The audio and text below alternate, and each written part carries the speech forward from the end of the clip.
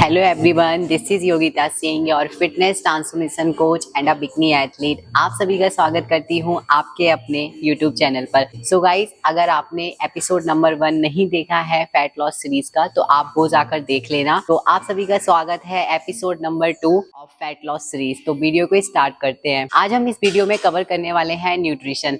Yes, बिल्कुल। मैंने जो लोग अभी मेरे इस सीरीज से कनेक्टेड हुए हैं या जो जुड़ने वाले हैं, मैं उन लोगों को एक चीज बोल देती हूँ कि इस सीरीज के एंड तक आपको फैट लॉस करने में कोई भी प्रॉब्लम नहीं होगी। तो हम वीडियो को स्टार्ट करते हैं बिना किसी बकबक के। तो आज हम समझने वाले हैं न्यूट्रिशन, जिसमें हमारा क्या मैं यहाँ कवर करने वाली हूँ, मैक्रोन्यूट्रिएंट, प्रोटीन, कार्ब्स, फैट, इनका क्या रोल होता है हमारी फैट लॉस जर्नी में। उसके साथ साथ मैं यहाँ पर इस वीडियो में ये भी कवर करूंगी कि कैलोरीज डेफिसिट की क्या इंपॉर्टेंस होती है जब भी आप फैट लॉस स्टार्ट करते हैं। उसके साथ साथ कैलोरी काउंटिंग, कैलोरीज को हम ट्रैक कैसे करते हैं, कैलोरीज काउंटिंग क्यों जरूरी है हमारी फैट लॉस जर्नी में। हो सकता है ये चीजें आपको बहुत छोटी छोटी लगती हैं, बट ये बहुत ज्यादा बड़ा डिफरेंस क्रिएट करते हैं आपकी फैट लॉस जर्नी में। सबसे पहले मैं यहाँ पर समझते हैं मैक्रोन्यूट्रिएंट क्या होता है। मैक्रोन्यूट्रिएंट में हमारी 3 चीजें आती हैं। सबसे पहले आता है हमारा प्रोटीन, नंबर 2 पे आता है हमारा कार्बोहाइड्रेट, नंबर 3 पे आता है फैट। ये तीनों ही चीजें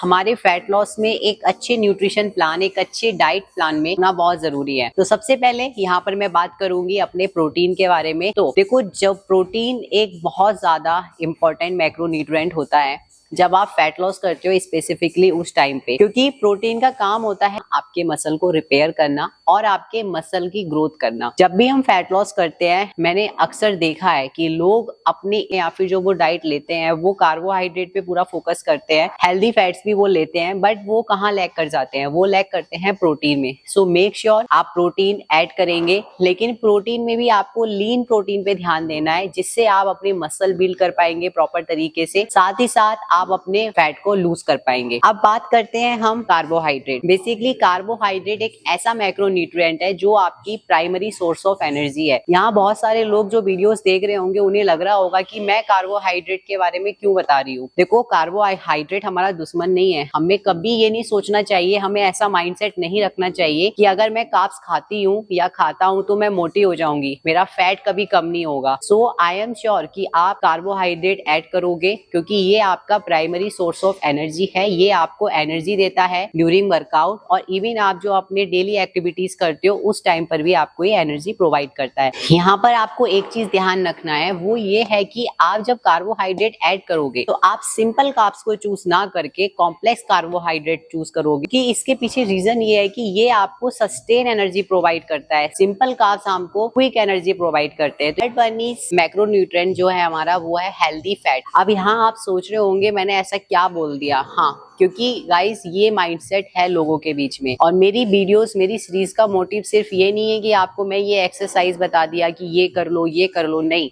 आपको बेसिक समझना बहुत जरूरी है। ये छोटी छोटी चीजें आपको ही एक अच्छे ट्रांसफॉर्मेशन के लिए लीड करती है, उसके साथ साथ आपके ओवरऑल हेल्थ और फिटनेस के लिए एक प्रोमोट करती है। हेल्दी फैट्स उतना ही जरूरी है जितना एक सफिशिएंट अमाउंट ऑफ कार्बोहाइड्रेट और एक प्रोटीन का इंटेक जरूरी है, क्योंकि हमारी बॉडी को ओमेगा 3 फैटी एसिड ये चाहिए। क्यों चाहिए? क्योंकि ये आपके सिर्फ हार्मोन्स को तो बैलेंस करता है। जब भी आप कैलोरी डेफिसिट में होते हैं तो आपके हार्मोनल चेंजेस होने के चांसेस बहुत ज्यादा होते हैं, स्पेशली इन फीमेल। तो यहाँ पे हमें हेल्दी फैट्स का कंजप्शन बहुत जरूरी है, जिससे आपके हार्मोन्स भी बैलेंस रहे, एज वेल एज आपको ये आपके क्रेविंग्स पे भी कंट्रोल करता है, जिससे आप ओवर ईटिंग करने से बचते हैं। काफी सारी स्टडीज में ये बताया गया है कि हाई प्रोटीन डाइट आपके मेटाबॉलिज्म को फास्ट करती है, जिससे आपकी जो कैलोरी बर्निंग का रेट है ड्यूरिंग वर्कआउट वो हाई हो जाता है। तो मेक श्योर कि आप लीन प्रोटीन, एक बैलेंस अमाउंट में प्रोटीन का इंटेक करें।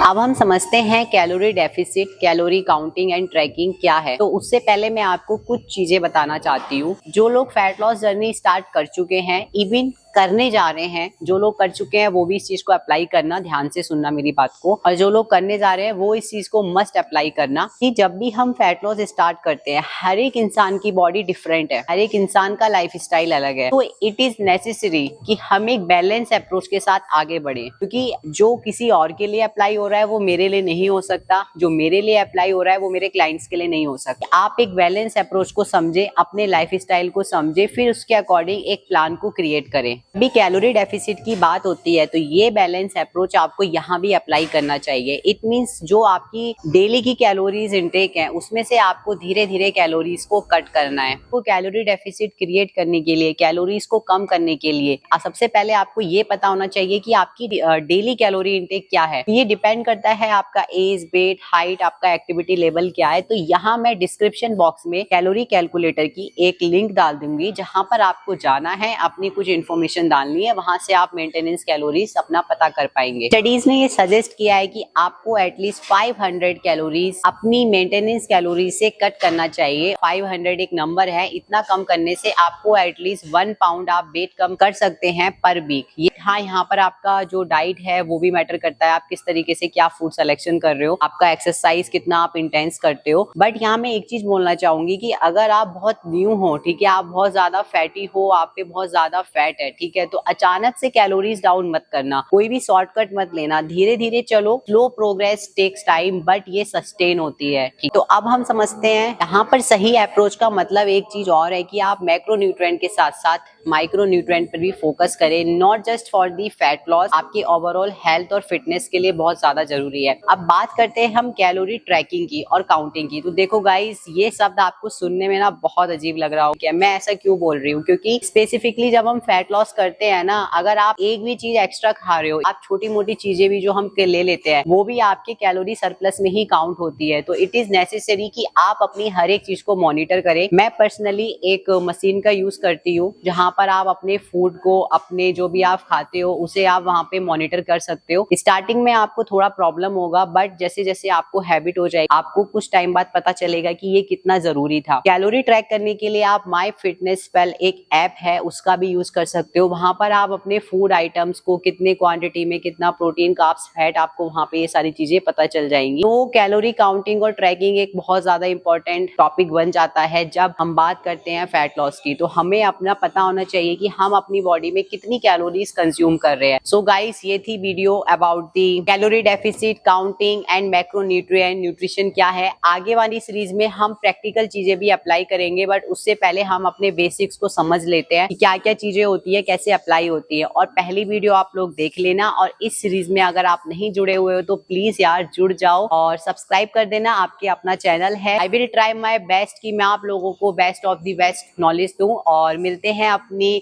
नेक्स्ट एपिसोड में, तब तक के लिए stay fit and healthy. Love you all.